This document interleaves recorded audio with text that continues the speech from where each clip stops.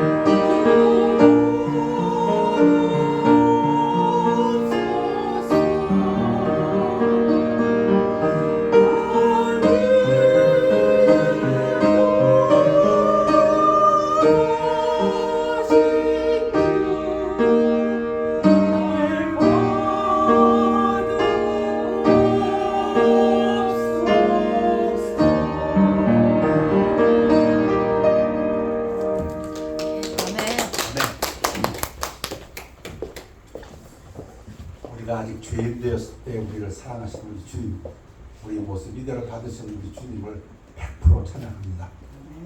우리 다 같이 일어나시기 바랍니다. 일어나셔서 오늘 하나님 말씀은 신명기 6장 4절에서부터 9절 말씀 되겠습니다. 우리 교대로 봉독하십니다. 이스라엘아 들으라. 우리 하나님 여호와는 오직 유일한 여호와이시니 너는 마음을 다하고 뜻을 다하고 힘을 다하여 내 하나님 여호와를 사랑하라. 오늘 내가 네게 명하는 이 말씀을 너는 마음에 새기고 네 자녀에게 부지런히 가르치며 집에 앉았을 때든지 길을 갈 때든지 누워 있을 때든지 일어날 때든지 이 말씀을 강론할 것이며 너는 또 그것을 내 손목에 매어 기호를 삼으며 내 미간에 붙여 표로 삼고 또 내 집 문설주와 바깥문에 기록할지니라. 아멘. 말씀 선포를 기도하겠습니다. 아버지 하나님, 말씀 선포하는 시간 축복해 주셔서 사람의 생각은 감추어 주옵시고 오직 하나님의 말씀만이 그 능력으로, 성령의 능력으로 증거돼서 열매 맺고 하나님께 영광 돌릴 수 있도록 축복하여 주시옵소서. 감사드리며 예수 그리스도 이름으로 기도하옵나이다. 아멘. 앉으시기 바랍니다. 이스라엘아 들으라.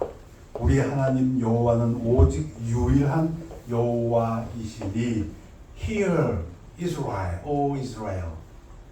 첫 번째 글자가 이 문단에 신명기 6장 4절에서부터 9절까지 문단에 맨 첫 번째 글자가 샤마라는 동사입니다. 들으라. 그래서 그 히브리 사람들은 제목을 정할 때 맨 처음에 나오는 그 단어를 그 책의 제목으로 많이 씁니다. 그래서 이 부분을 보통 쉐마라고 합니다. 들어라. 제목이 쉐마 교육이라고도 하고요.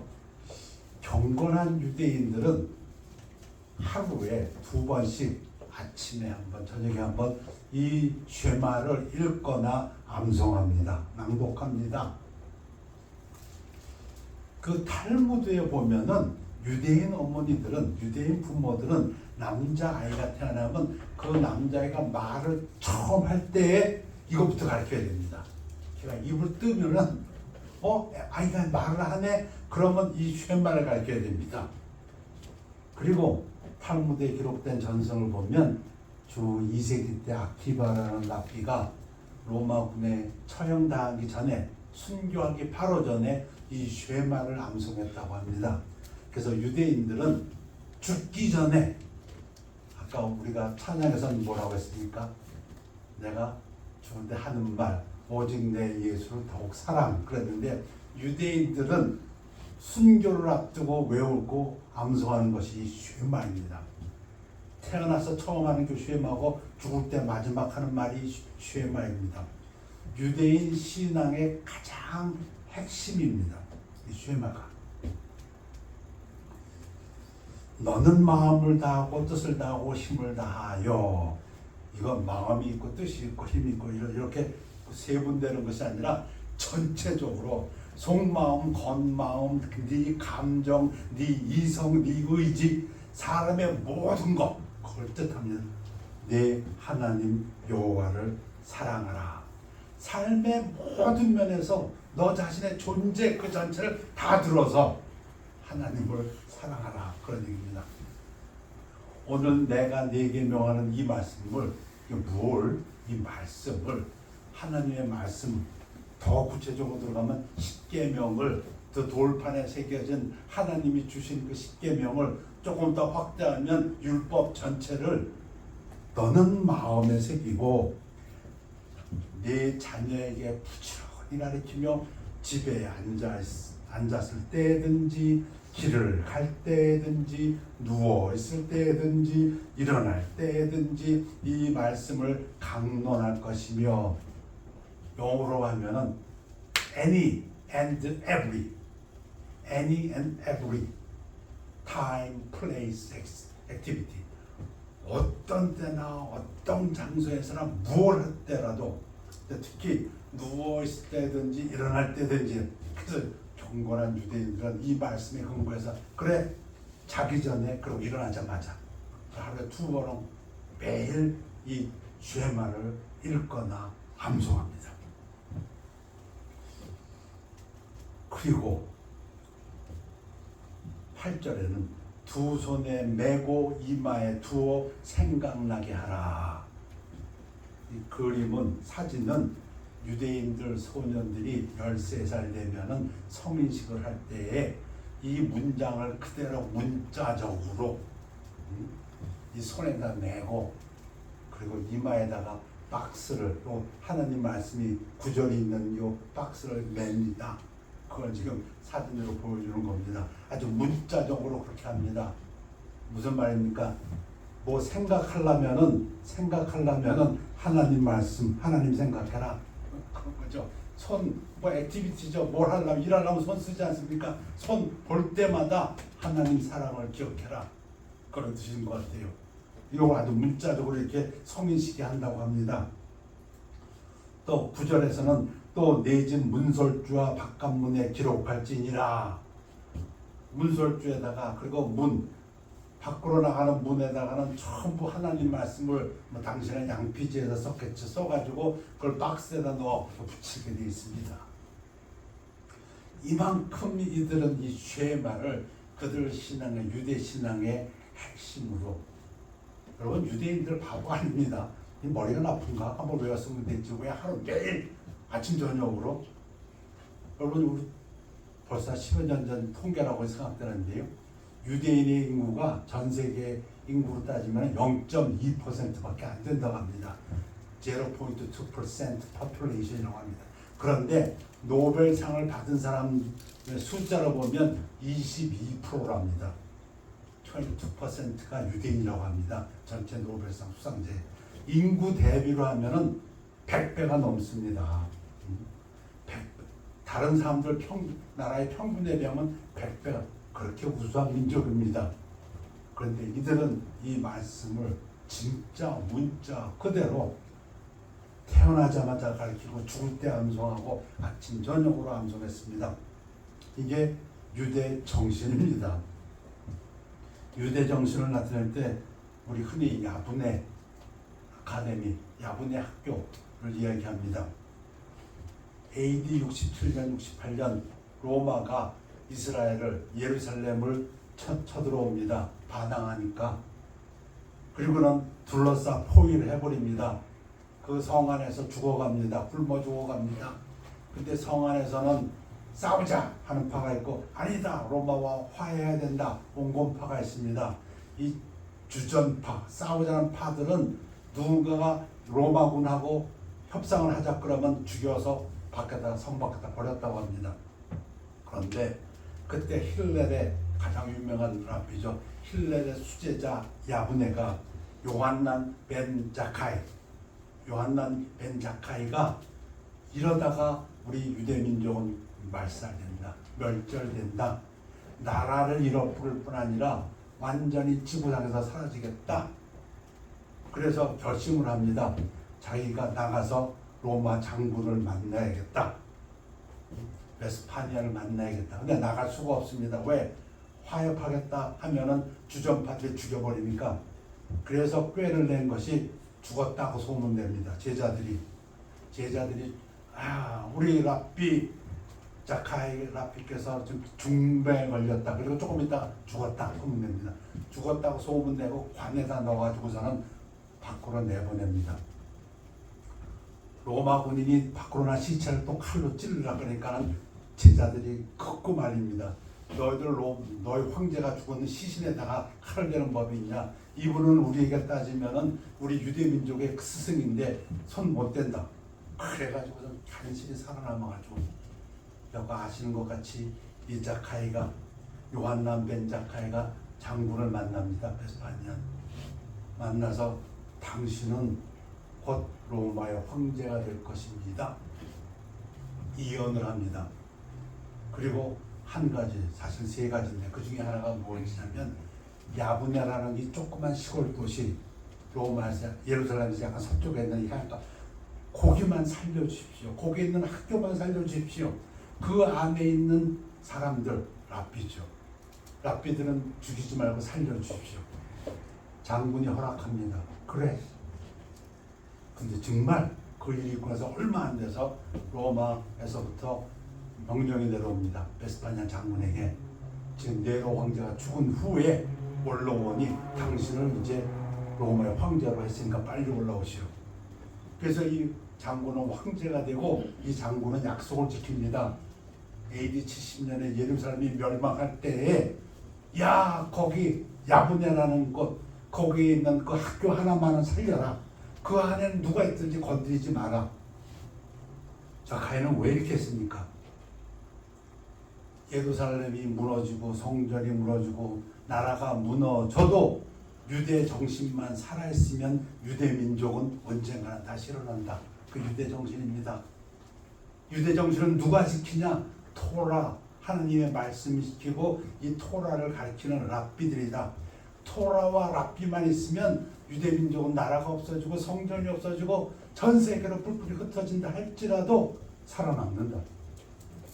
실제로 온 세계가 믿겨지지 않는 역사적 사실 1948년에 무려 1900년 후에 이스라엘 독립합니다. 우리나라도 마찬가지였죠. 일제 36년 동안에 일제가 어떻게 했습니까?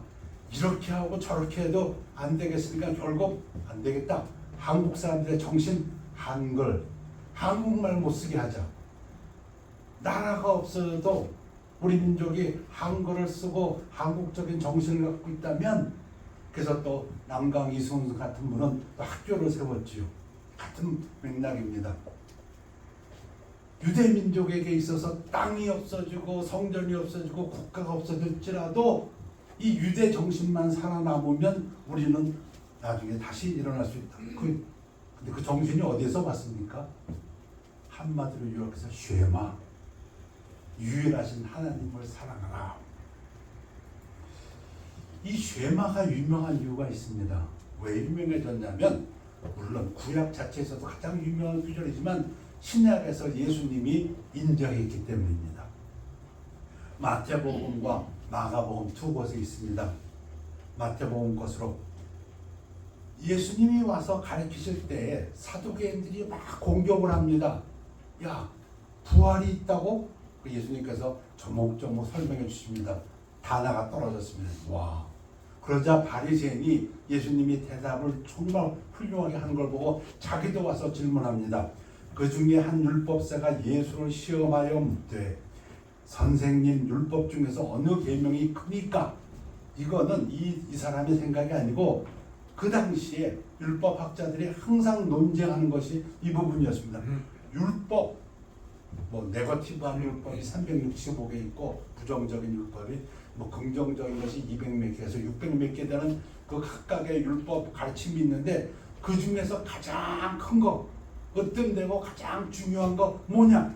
매번 학자들끼리 논쟁이 있습니다. 그거 물어본 겁니다.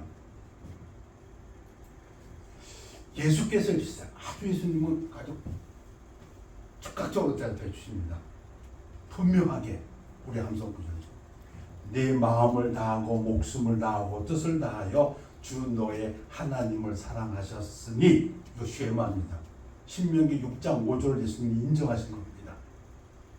마음, 목숨, 뜻 이거 하나하나 개별적인 것이 아니고 전체 너 삶의 전체를 들어서 너 존재, 너 목숨, 뭐 너의 inner life, 너의 내면, 너의 감정, 너의 의지, 너의 지성 모든 거, 너 성격까지 다 들어서 그런 뜻입니다. 하나님을 사랑하라. 근데 여러분 하나님을 사랑하라는 것이 무슨 뜻이냐면은 하나님 말씀 지키라는 뜻입니다. 나의 계명을 지키는 자라야 나를 사랑하는 자니 나를 사랑하는 자는 내 아버지께 사랑을 받을 것이요 나도 그를 사랑하여 그에게 나를 나타내리라. 예수님께서 이 말씀하실 때 하나님을 사랑하라는 것은 하나님 말씀을 지키라 이겁니다. 그게 이것이 크고 첫째 되는 계명이요 가장 크고 가장 중요하고 첫째라는 건 모든 것보다 먼저 프라이오리티에서 넘버원 이런 뜻입니다. 자, 요건 쉐마입니다. 그렇죠? 근데 예수님께서 놀랍게도 여기다 하나를 더 하십니다. 예수님은 구약을 폐하러 오신 게 아니라 구약을 인정하십니다. 내가 폐하러 온 것이 아니라 다 이루고 완전케 하려 하심이라 하신 그 말씀처럼 여기에 두 번째를 더 하십니다. 그것이 둘째 계명입니다. 둘째도 그와 같으시니 내 이웃을 내 자신같이 사랑하라 하셨으니 내 이웃을 사랑하라. 이거 구약에 있습니다. 새로운 거 말씀하시는 건 아닙니다. 레위기에 있습니다. 레위기 19장에. 그런데 예수님께서 이 둘을 결합시켜 주시면서 말씀하십니다. 자, 내 이웃을 사랑하라 하셨는데 거기에 한 단어가 정말 저에게는 이건 정말 이렇게 말씀하신 것이 은혜롭다는 것이 내 자신같이 이렇게 되어 있습니다. 이건 무슨 얘기냐면 어려운 얘기는 아닙니다. 우리가 우리를 사랑하고 자기가 자기 자신을 자기를 존중하고 자기에 대해서 배려하고 늘 살핀다 이겁니다. 배고프면 먹고 쉽게 얘기하면 그 자기 자신을 갖다가 늘 돌보고 존중하는 거 그렇게 그걸 인정하시고 그렇게 너는 다른 사람도 존중하고 다른 사람도 배려하라 그 얘기입니다. 여러분 왜 우리가 다른 사람을 존중해야 됩니까? 왜 우리가 우리 자신을 존중해야 됩니까? 왜 우리가 우리를 배려해야 되고 테이크케어해야 되고 다른 사람을 테이크해야 됩니까? 이유는 사람은 하나님의 형상으로 지어졌기 때문입니다. 하나님이 자기 형상 곧 하나님의 형상대로 사람을 창조하시되 남자와 여자를 창조하시고 그런데 그 사람에게는 뭐가 있다고요? 하나님의 이미지가 있다. 하나님의 형상이 있다. 그래서 사람은 존중돼야 됩니다. 세상에 많은 학문이 있고 종교가 있습니다. 천상천하 유아 독존 인간이 최고다 하는 그러한 사상은 많습니다. 근데 그 이유를 설명한 거는 기독교밖에 없다고 저는 믿습니다. 그냥 인간이 최고랍니다. 최고니까 최고지. 틀린 말 아닙니다. 분명히 최고입니다. 그런데 하나님은 말씀하십니다. 왜 인간이 최고냐? 하나님의 형상으로 만드는 것은 인간밖에 없기 때문에. 그러면서 예수님이 말씀하십니다. 이 두 계명이 온 율법과 선지자의 강령이니라. 강령이라니까 뭐를 들어오지 않지요. 근데 무슨 뜻이냐면 전체를 요약한 거다 이런 뜻이지만 우리 공동번역이나 표준번역에서는 이 두 계명에 온 율법과 예언서의 본 뜻이 달려있다. 본래의 뜻이 거기에 있다. 구약에 많은 말씀들이 있는데 그거 어찌 보면은 이 말씀에 대한 주석이다. 이 말씀을 설명하는 것이다. 구체적으로 하나님을 사랑하고 내 이웃을 내 몸같이 사랑하라는 그것이 무슨 뜻이냐? 그걸 설명하기 위해서 구약이 존재한다. 그런 얘기입니다. 요약을 하면 이렇습니다. 첫째라는 것은 순서적으로도 첫째고 중요성으로도 첫째고 하나님 사랑이고 두 번째는 이웃사랑인데 이웃사랑의 근거를 똑같이 뭘로 들었냐면 너 자신같이. 정말 우리 예수님께서 하신 이 말씀이 은혜롭습니다. 여러분 첫째가 하나님입니다. 법으로 따지면은 우리 집에서 또 도시에서의 어떤 조례가 있겠고 나라에서의 법이 있겠는데 그 모든 법, 인간의 법 위에 하나님의 법이 있다. 그런 얘기입니다. 하나님이 넘버원이고 그 다음에 사람인데 사람은 모두가 동등하다. 그 얘기입니다. 오늘 이 말씀은 제가 준비하면서 이 말씀은 엘리트 교육에 관한 말씀이다. 이 사회의 지도자들에게는 꼭 필요한 말씀이다. 이런 생각이 들었습니다. 유대인들이 왜 이 쉐마를 그렇게 태어나면서부터 죽을 때까지 암송했고 매일 2번씩 암송했고 아주 뼛속에 스며들까지 했는가. 그런데 기독교인들은 이 예수님의 이 말씀을 진짜 저는 그렇게 믿습니다. 유대식으로 한다면 크리스찬들은 아침에 일어나서 이 두 개의 명을 암송해보고 저녁에 또 암송하고 정말 집에 있을 때든지 길을 갈 때든지 앉아있을 때든지 일어설 때든지 이 말씀을 묵상해야 된다. 뭐를? 모든 것 위에 하나님의 법이 있고 하나님 나라가 있고 그 밑에 인간들이 있는데 인간들은 너와 나가 동등하고 우리가 우리를 존중해야 되고 우리가 우리를 배려해야 되는 것처럼 우리는 다른 사람을 존중하고 배려해야 된다. 이게 아주 우리의 삶 전체 존재에 아주 박혀 있어야 된다고 믿습니다. 특별히 사회 지도자들에게는 지난주죠. 2월 25일 날 그런 일이 있었고 온 매스컴에 2월 28일자 매스컴입니다. 누구누구 사태 아버지 검사의 학폭 조장 사건이다. 여러분들 다 아시는 사건입니다. 대한민국 지금 떠들썩하게 하는 사건입니다. 아들이 가해자지요. 그 검사의 아들이 피해자 어떤 다른 학생을 거의 1년 넘도록 버벌이 아주 그 폭언을 해댔습니다. 그래서 학교에서 처벌을 내렸습니다. 뭐 학교 폭력위원회라고 한다네요. 처벌을 내렸고 이 두 학생은 같이 붙여주면 안 되겠다. 너 가해자, 너 학교를 떠나라, 전학하라. 지금 어떻게 말하면 이제 퇴교 조치한 거죠. 그런데 이 가해자의 부모가 아버지가 대한민국에서 탑의 검사였습니다. 할 수 있는 모든 법을 다 동원해가지고 전학을 미루고 소송하고 또 하고 집행정지 소송을 3번 하고 그다음에 상급법원에다가 또 고소하고 나중에 대법원까지 가서 이유는 뭐였습니까? 그 기간을 늘려가지고 자기 아들의 대학 입시에 해가 누가 되지 않도록. 자, 문제는 아비가 자식을 위한 건 좋았는데 다른 사람의 아들은 어떻게 되는 겁니까? 그 학생은 전학가라고 명령을 받았음에도 불구하고 그 아버지가 이런 소송 저런 소송하면서 있는 바람에 그 피해를 당한 학생은 더욱더욱 2차 피해를 보게 되고 정신병원까지 가게 됐다. 그 온 나라가 난리가 아닙니까? 이걸 보면서 뭘 생각합니까? 진짜 우리 예수님 말씀, 이 말씀은 특히 엘리트들에게는 정말 하루에 아침 저녁으로 외우게 하는 말씀 좀 드려야겠다. 똑똑한 사람입니다. 그 사람 최고 학부를 나온 사람이고 정말 똑똑한 사람. 상위권 1%에 드는 똑똑한 사람입니다. 나중에 일을 다 당하고 여론의 문매를 맞고 자기 스스로 낙마하고 자퇴한 다음에 그분의 말입니다. 신문기자가 옮겨놓은 KBS 뉴스에서 나온 전학 처분이 과중하다고 생각해서 어쩌고 그런데 이제 돌이켜보니까 그 당시 피해자의 상황에 대해 미처 공감하지 못하고 시시비비를 따지기에만 급급했던 점이 후회스럽습니다. 똑똑한 사람이니까 깨닫지요. 오늘 말씀 못 깨닫는 사람은 없습니다. 단 그것이 삶 속에 녹아져 있지 않기 때문에 정말 유대인식으로 아침 저녁으로 외워야 되고 말 배우자마자 해야 되고 두때 외워야 되는지 모르겠습니다.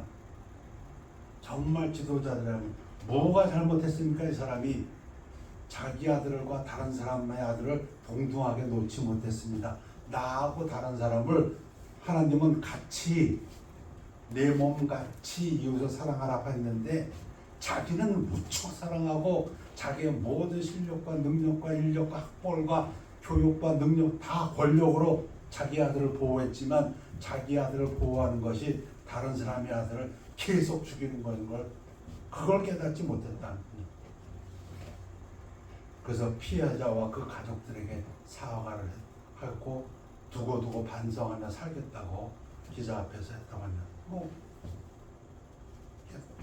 똑똑한 사람이니까 사물의 본질을 깨달았겠지요. 그러나 너무 늦었습니다. 자, 신명기 6장 4절에서부터 9절까지가 쉐마라고 합니다. 하나님 사랑하라. 근데 예수님께서는 말씀드린 대로 그것을 그대로 놓으시고 뒤에다 하나를 더 넣으셨습니다. 그리고 두 계명으로 요약해 버렸습니다. 둘째도 이와 같으니 말씀하시면서 이걸 레위기에 있는 말씀이에요. 예수님이 지어낸 말씀이고 구약에 있는데 그 말씀을 들어서 인간관계를 조명하셨습니다. 우리가 우리를 사랑하고 우리를 배려하고 존중하는 것 같이 이웃을 사랑하라 말씀하셨습니다. 이런 것을 많은 크리스찬들은 신본주의라고 얘기합니다. 신본주의, 하나님 중심주의, 모든 것을 하나님의 영광을 위하여. 이 사회에 법이 있고 모든 제도가 있지만 그 위에 하나님을 놓는 것입니다. 하나님의 영광을 위하여. 이것은 흔히 말하는 인본주의와 다릅니다. 인본주의는 인간을 위하여, 인간의 영광을 위하여. 그게 이 세상의 대세입니다.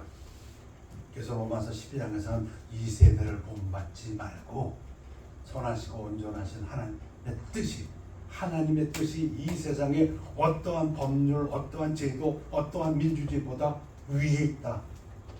그게 쉐마입니다.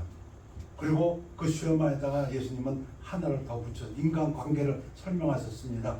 하나님의 형상으로 지어진 인간은 동등하고 이 동등한 관계에 긍정적인 것을 말씀하셨습니다. 네가 너를 사랑하고 네가 너를 존중하고 그래야 됩니다. 우리 스스로를 자아를 존중해야 되고 우리 스스로를 갖다가 보살펴야 되고 하나님의 이미지, 하나님의 선물인데 우리 목숨이.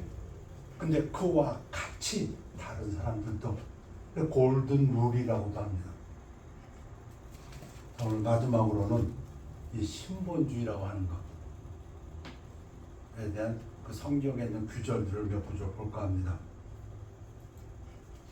여러분, 이 신본주의는 뭐 개인주의, 이기주의, 이타주의가 아닙니다.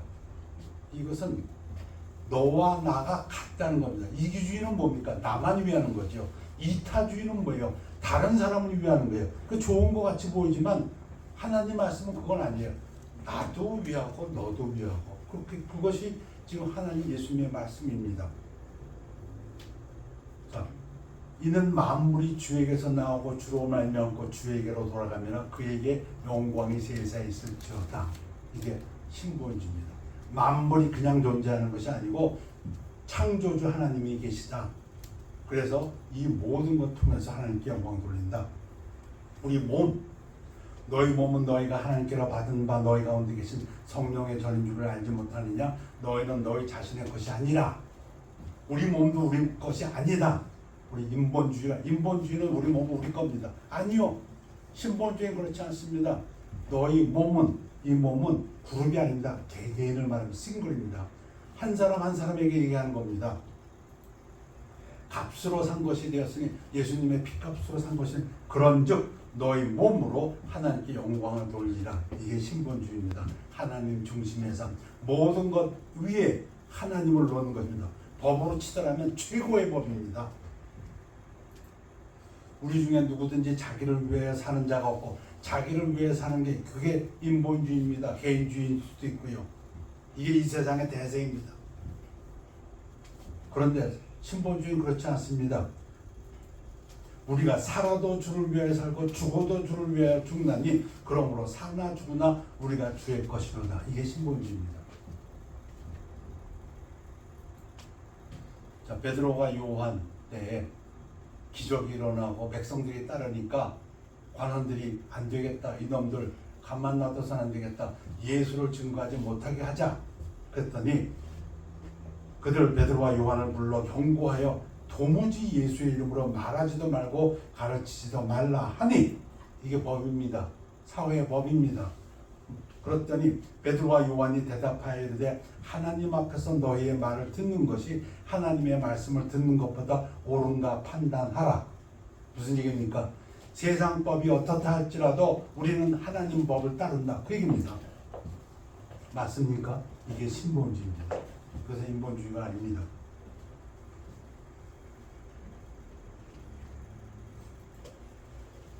이제 내가 사람들에게 좋게 하랴 하나님께 좋게 하랴 사람들에게 기쁨을 구하랴 내가 지금까지 사람들의 기쁨을 구하였다면 그리스도의 종이 아니니라. 무슨 얘기입니까?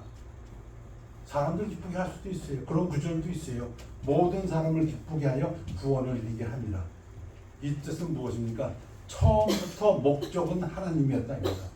하나님께 좋게 하기 위해서, 하나님을 기쁘게 하기 위해서. 그게 먼저 목표다. 이게 그 안에서 이게 신본주의입니다. 착한 일 해야 됩니다. 그런 인본주의도 얘기합니다. 휴머니즘도 착한 일을 하라고 합니다. 그런데 신본주의는 뭐라고 합니까? 왜 착한 일을 해야 된다고요? 하나님께 영광 돌리라고. 이같이 너희 빛이 사람 앞에 비치게 하여 그들로 너희 착한 행실을 보고 하늘에 계신 너희 아버지께 영광을 돌리게 하라. 이 교육이야말로 엘리트 교육이라고 믿습니다. 그리고 이 사회 지도자들에게 꼭 필요한 교육, 신본주의라고. 이 정신이 살아있다면 이 사회는 하나님의 축복 가운데서 번성할 것을 믿습니다. 우리 잘 알지 않습니까? 처음에 신대륙 발견됐을 때 돈 벌기 원하는 사람은 남미로 갔다고 합니다.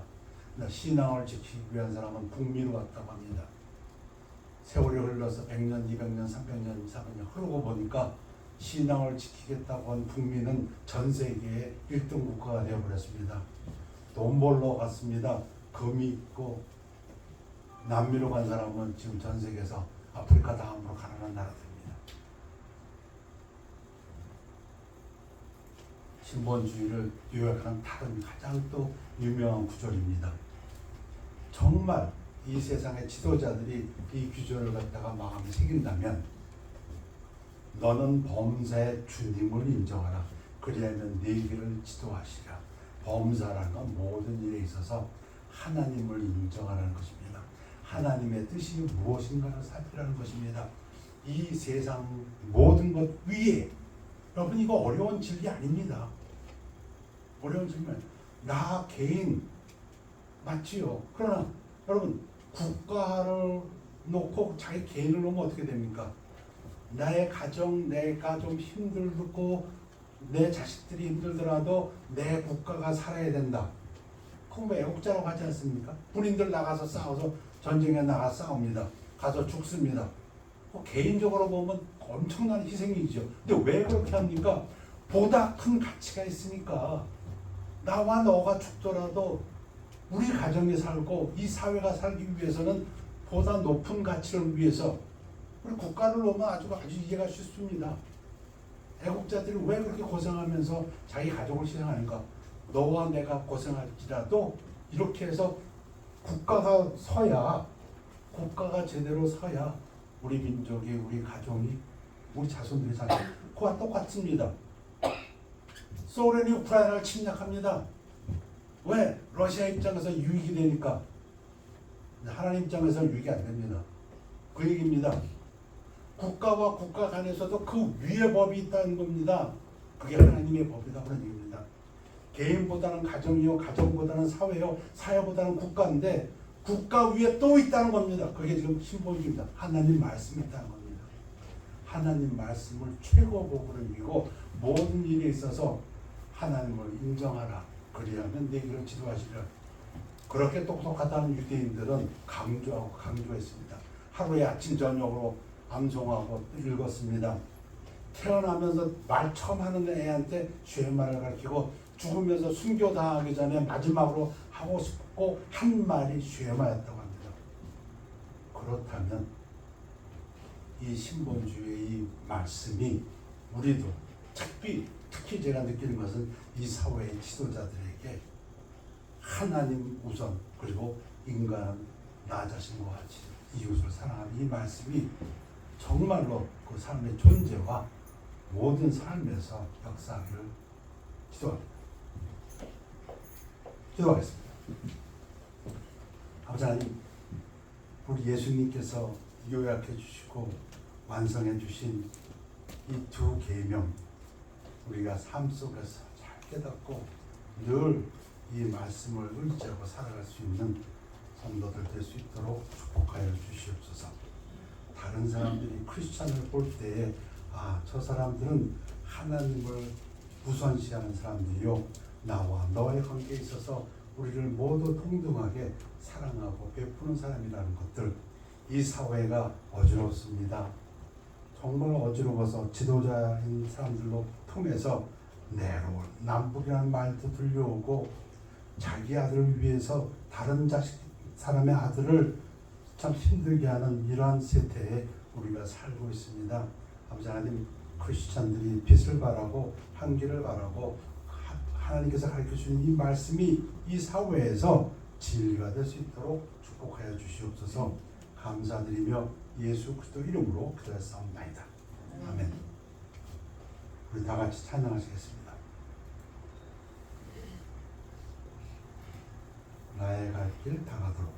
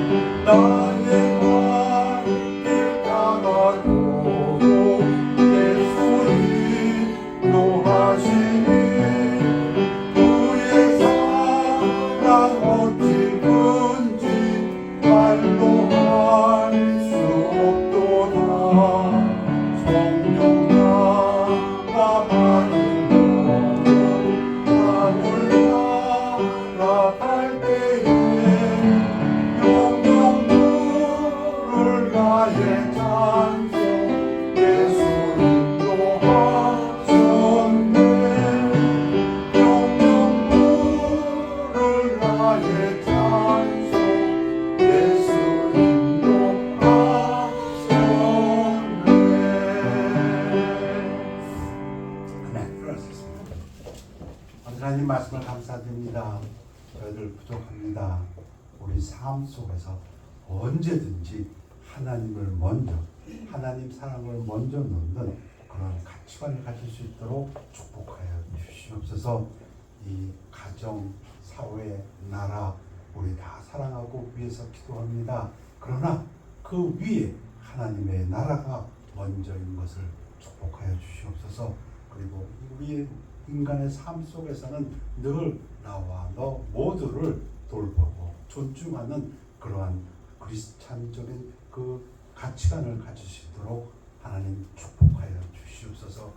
모든 것을 하나님을 위하여 하되 나와 너 모두가 하나님 앞에서 사랑받고 존중받고 서로가 서로를 배려하는 귀한 하나님 나라가 우리들의 마음속에서부터 이루어질 수 있도록 축복하여 주시옵소서. 아버지 하나님, 예배를 마치고 이제 또 세상으로 나갑니다. 하나님께서 성령님께서 함께해 주옵시고 보호하여 주옵시고 또 그 길을 인도하여 주시어서 찬양에서와 같이 늘 위로와 평강이 넘치는 삶, 기쁨이 넘치는 삶이 될 수 있고 형통한 삶이 되도록 축복하여 주시옵소서. 우리 중에 근심하는 자 있습니까? 육신의 아픔으로 병환으로 고생하는 자 있습니까? 치유의 강선을 보내주시며 그 마음을 하나님 말씀으로 위로해 주시어서 이 세상을 능히 이기고 이 세상에서 두려움 없이 하나님을 찬양할 수 있도록 축복하여 주시옵소서. 감사드리며 예수 그리스도 이름으로 기도했사옵나이다. 아멘. 그렇다는 시간입니다.